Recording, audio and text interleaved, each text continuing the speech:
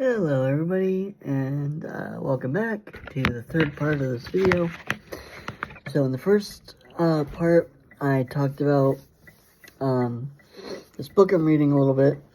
Then I kind of got off on a little bit of a tangent about evolution.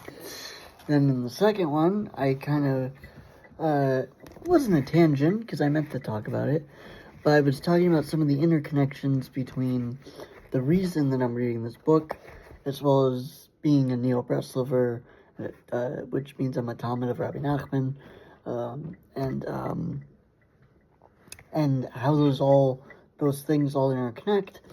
But now, I want to talk about the main thing that I've really gotten out of this book, which I sort of touched on. No, I'm sorry, I'm going to take off my jacket. I'm kind of warm in here. So what I kind of touched on in the first place, is that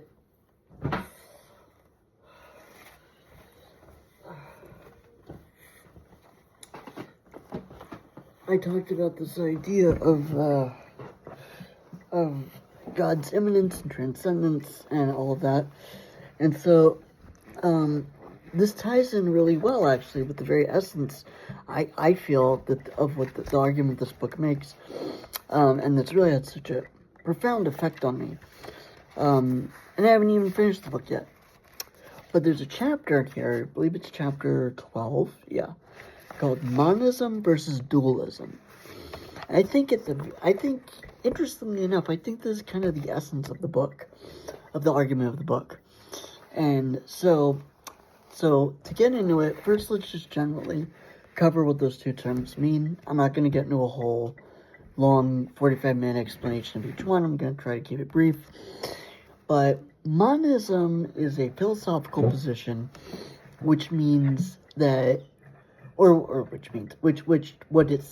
that position says is that everything that exists is only of one substance.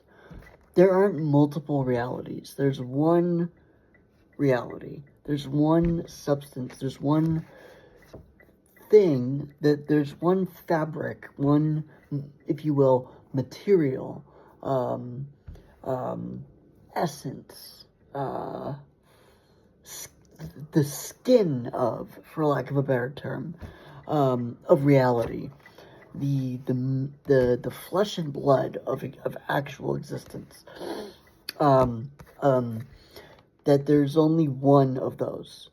There's only one substance that everything is made of.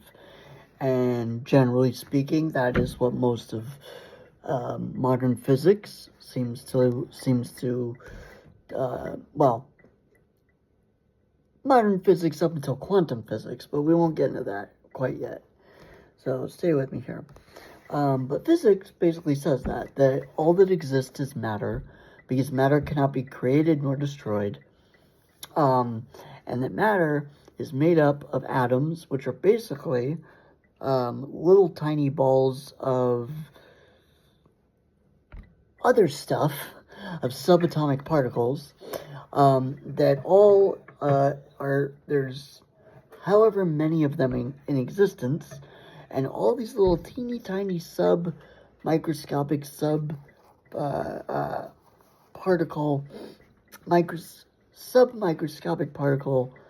little balls that of energy and of other stuff, that they all basically are squeezed together, and they make up the fabric of existence. And that's what matter is. Matter is the general term that we apply to existence, reality, the universe, that is made up of these tiny little units called atoms. And within each atom are even smaller components. There's quarks, quasars, I think it's like the big galaxies or something. I don't think that's but quarks, that is one of them. They're called quarks. I only remember it because I think it's very funny that they're called that. And there's, I want to say protons, quarks, protons, and neutrons, and these are all within each of these tiny little atoms. And so these are like the little building blocks which make up, these are the little building blocks of the building blocks called atoms, of which is the fabric that everything in our universe is made of. So essentially, monism is the philosophical position that that's all that there is. There's just matter. There's atoms and matter. There's nothing else. There's nothing. There's no, not in some other dimension, not in an alternate universe, not in some maybe time in the past, or something that'll be different in the future. No. Matter and atoms, physicality, material existence, that is existence. Everything else is illusion and fairy tale. That's monism. Now, then you have, and here's how that ties into what I was saying. Because monism, you would think then, would tie in with the idea of God's immanence. How? Because you could argue, and many have, that rather than God being an actual, being, like a guy, which I don't believe he is either, everything that we'd say about God in Judaism, the hand of God, or the mind of God, or the words of God, God doesn't actually have literal hands and eyes and a mouth. No. We don't know what God has. We can't know what God has. We can't know anything about God's essence because it's so beyond everything.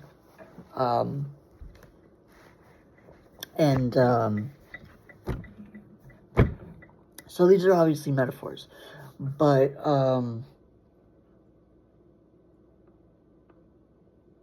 many have argued that therefore, because of that, keeping that in mind, that God is not a person, therefore, God, the understanding of God could be open to so many different interpretations and points of view. One of the most prominent ones is of Spinoza, Benedictus Spinoza, or Baruch Spinoza, who was I want to say 16th or 17th century secular Dutch Jew, who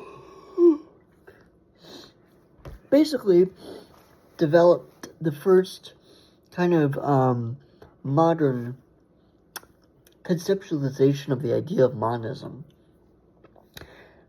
And what he said was basically that all of this existence, the totality of everything, that is God. And that this substance, the substance that everything is made of, that substance is God. And everything ultimately just proceeds from that substance.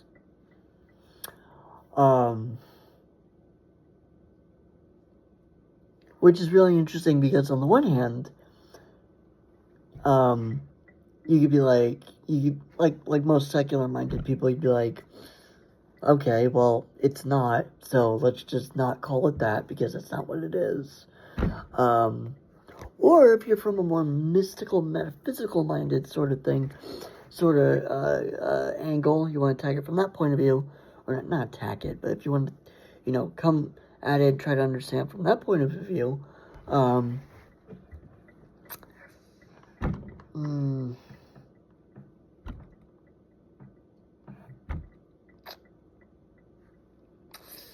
you could say then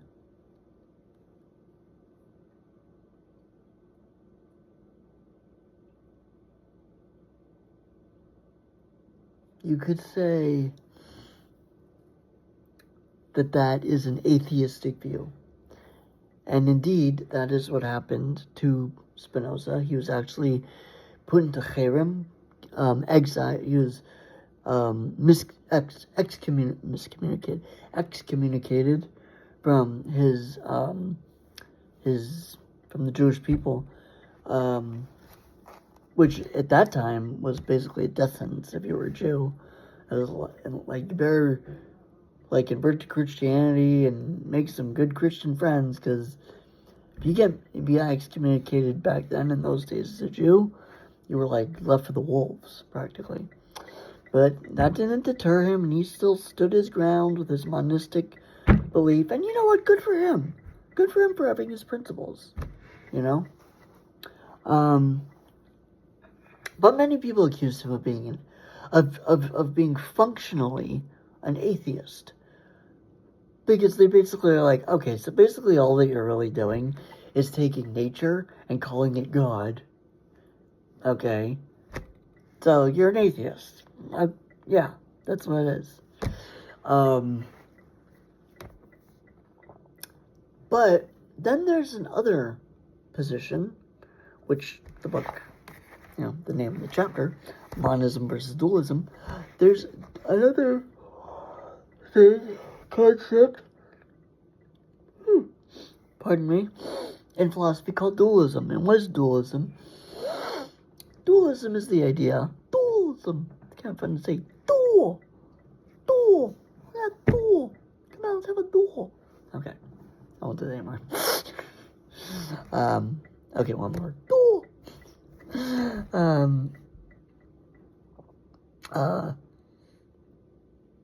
It's the idea of dualism is the idea, unlike monism, that actually there are at least, if not more, there are at least two different substances. There are two different things that make up the nature of reality. They could be competitive things, they could be direct opposites, they could be two aspects of the same thing. They could be two aspects of the same thing, but still, even in that way of thinking about it, there's still two different things. And what that means in regards to what we've been talking about is that there is the physical world of atoms and matter, but then there's also an alternative existence, another plane of reality that is not subject to the same principles and the same rules as the physical parts of the universe are, or the physical universe, and that it exists even if you want to say it exists alongside regular reality, like physical reality, matter, atoms, all that. Even if you want to say it exists side by side with it, even in that sense, you're still making a distinction between two different things. The only thing that you're doing is saying whether they're naturally opposed to each other or naturally embrace each other, but it doesn't matter because at the end of the day, they're still two separate things. I know this is very abstract. It is very abstract. It's very metaphysical and theoretical. But the argument basically then is that that there is another existence, another plane of reality, that exists, and that is dual. That's what dualism says, which fits in very well with traditional theism and traditional spirituality, which is the idea that there's this physical realm of us flesh and blood human beings, of the physical properties of the universe, but then there's also a spiritual realm that operates outside of that universe, that's subject to its own rules, that's independent from anything in this universe. And basically, the challenge of faith is there any good reason, scientifically and logically, to believe in dualism over monism?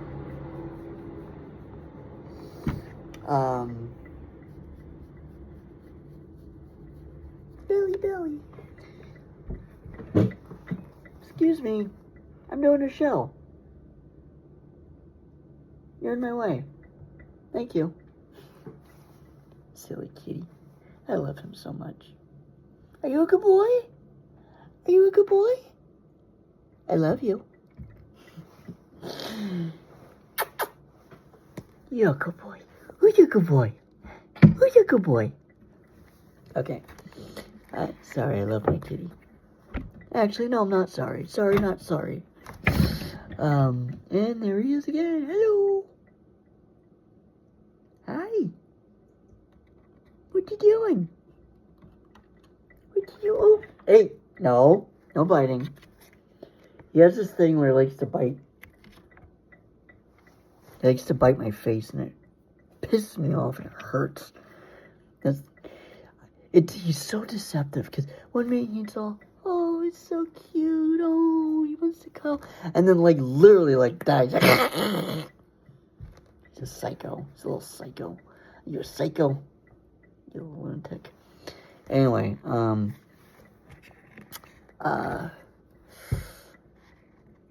dualism, right?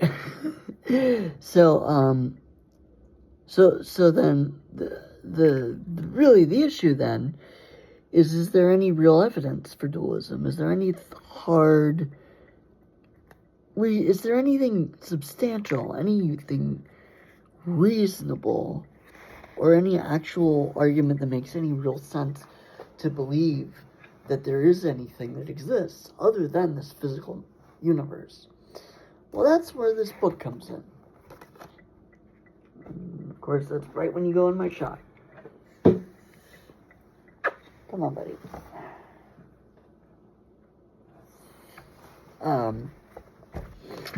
This book talks about numerous things, but at the end of the day, I think that all of them trace back to the to the main point of the book, or the way I see the main point of the book, is that actually dualism is legitimate and it is real.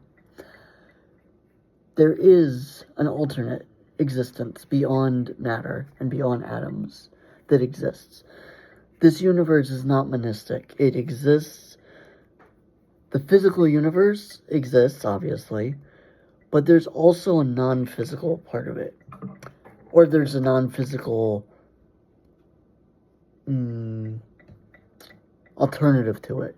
Not alternative, but basically the physical exists, and for lack of a better term, the spiritual or metaphysical also exists. And when I say exists, I mean that literally. I mean, like, as in it's not metaphorical, not hypothetical, not theoretical. I mean, literally, like, it actually is real. Like, this cup is real. It's physically, it's here, it's real. So, that's what I'm saying, is that the argument in this book is that the metaphysical or spiritual realm is real. It actually does exist. There is a heaven. There is a God. There are angels. And they're real. These are real things. They're not just figments of human imagination.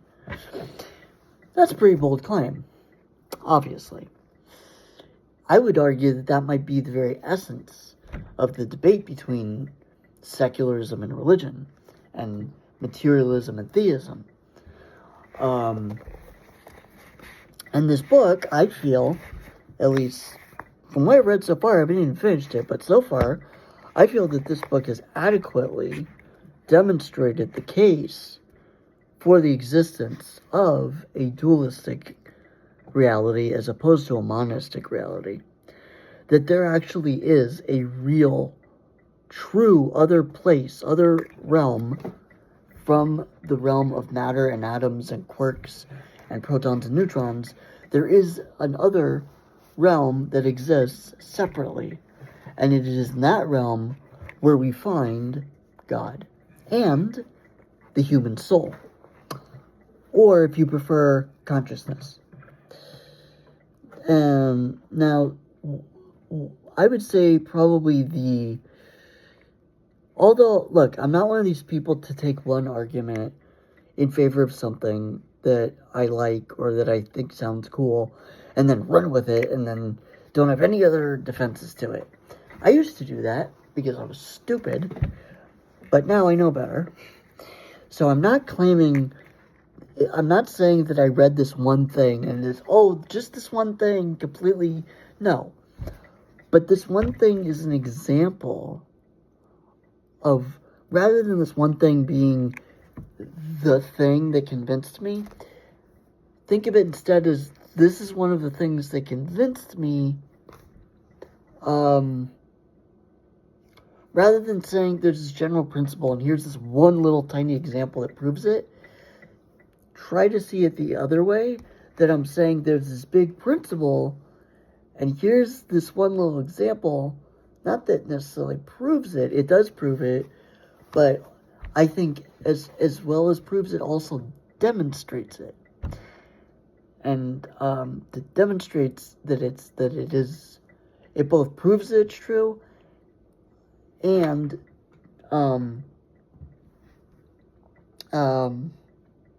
it proves that this concept is true, and it demonstrates the essence of the argument itself, that I think proves the principle in general. I know, that was a lot of word salad, but,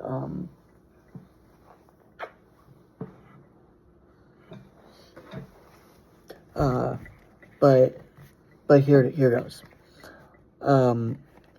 In order for that to be true or to be acceptable, there would have to be some sort of like hard evidence that that's true. And I read a case in here, and again, this isn't the one and only thing that I read and just went with just this. There's other things, but this is one of the biggest ones, and I think again this illustrates exactly the point I'm making, which is the story here of, maybe I'll even read it actually, if I can find it.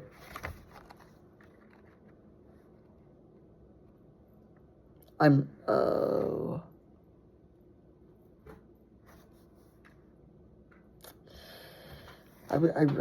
really would like to read this out to you guys. Let's see here. You know what? I'm going to look for it, and I'll do it in the next part, so I can break this up. Alright, so tune in the next part, and I'm actually going to read the story to you.